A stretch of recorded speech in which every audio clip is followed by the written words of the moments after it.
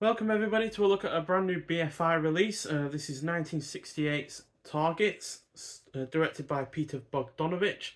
Only other film I've seen from him has been Paper Moon, but he also wrote and stars in this film as well as directing it. And it's a crime thriller, clocking in at 90 minutes long.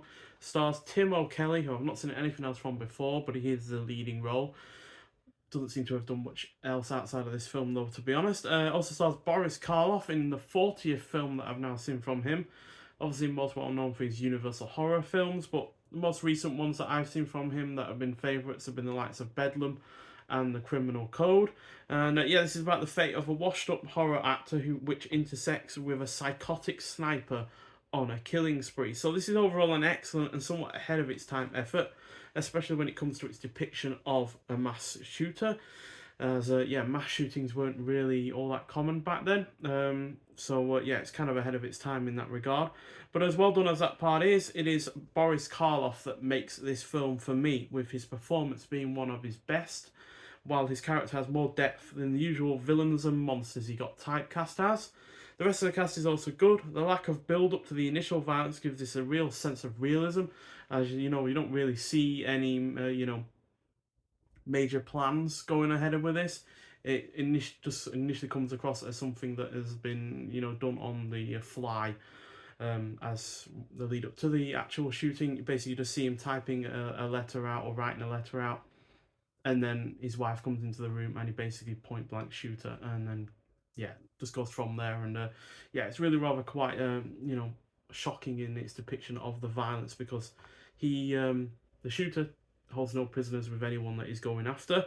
It is also well paced, has effective tension, and it is overall engrossing. So yeah, big surprise. But yeah, I'm reviewing this film mainly because it got delayed by quite a while. This was initially supposed to be out last year, but for whatever reason, BFI delayed it until only recently. I think it came out on the late September, only about a week or 10 days ago. So yeah, nearly a year of a delay, and yeah, which is a bit of a shame, because really was excited for it when it was initially announced, and then it got delayed, so it kind of dropped off my radar, but then it got put back on again. So yeah, but I'm glad it has finally got a release. And yeah, you get your normal printed disc for this release, as you can see. And you also get a booklet as well, which is how many pages? It's 32 pages, so it's a decent sized booklet. And yeah, you got an introduction by Sarah Karloff, who is the daughter of Boris Karloff, I believe. Yeah.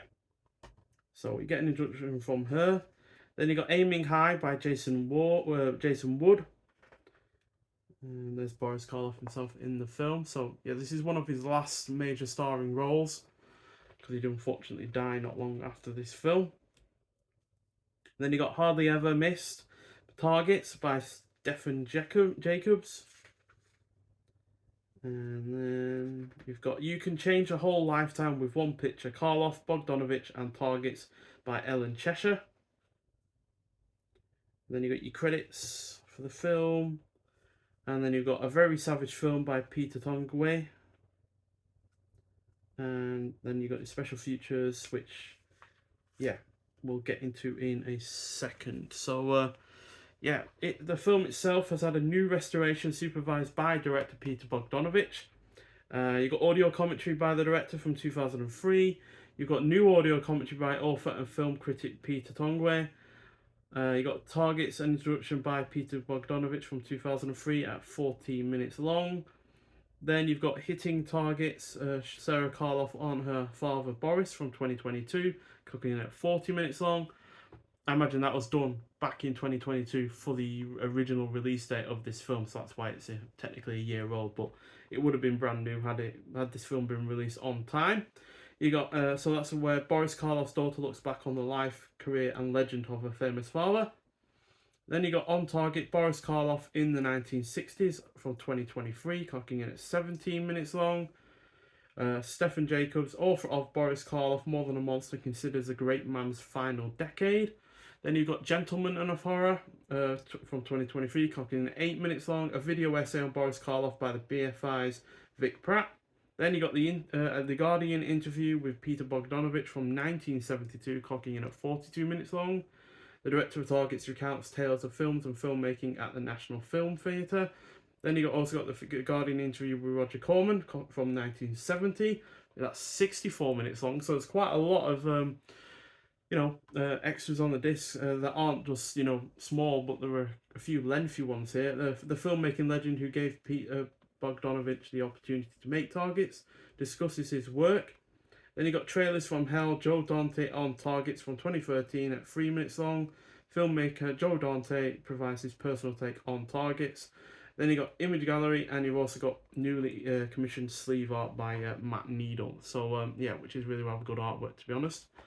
Not sure there isn't any original artwork though with this, unfortunately. So no reversible slipcover. But yeah, it also has all of the extras in the back of this booklet as well, with the length, whether or not it's in colour or not, and the year it came out. The Guardian interviews, by the way, are audio only. So but I'm sure they're an interesting listen to. So that is really, really good. And it's had an original 35mm negative restoration in 4K by Paramount Pictures, and it's presented here in high definition. It's an original aspect ratio of 1:85:1 with original mono audio. So they've put a lot of effort into it. This, I'd really like to know why it was delayed, but they have at least put some new features onto this disc from this year to go along with the ones that technically might have been old from 2022. So so nice to see that they've put a lot of effort into it, and it is a great film. Like I said, it is ahead of its time in terms of its depiction of a mass shooter, in terms of the violence, and it's right at that part of American history where violence was becoming more into the public conscience. It was more widely seen on TV and the like, because obviously it's in the same decade as JFK was shot, Martin Luther King was shot, and it's right around when the Manson murders were going on. So it's right at that critical point where not only violence on TV was getting more prominent, in terms of it being shown in the news, but also violence in film was getting to a greater extent, because this is right around the same time as The Wild Bunch came out, which was obviously quite a violent film. Even though it is an action film, it's still quite violent. And it's a precursor to only a few years from horror films in the 70s becoming more violent, and films in general becoming grittier. So overall a really, really good film, and highly recommend it. And the restoration itself looks excellent, and it's a real treat to see Boris Karloff in a more straight kind of role, rather than being a villain or someone, an anti-hero or something like that. So get out there and see it if you haven't already. It's a solid 4.5 out of 5 from me. Easily one of my favourite first time watches of September. But nonetheless, thank you for watching, and I'll see you in the next one. Bye.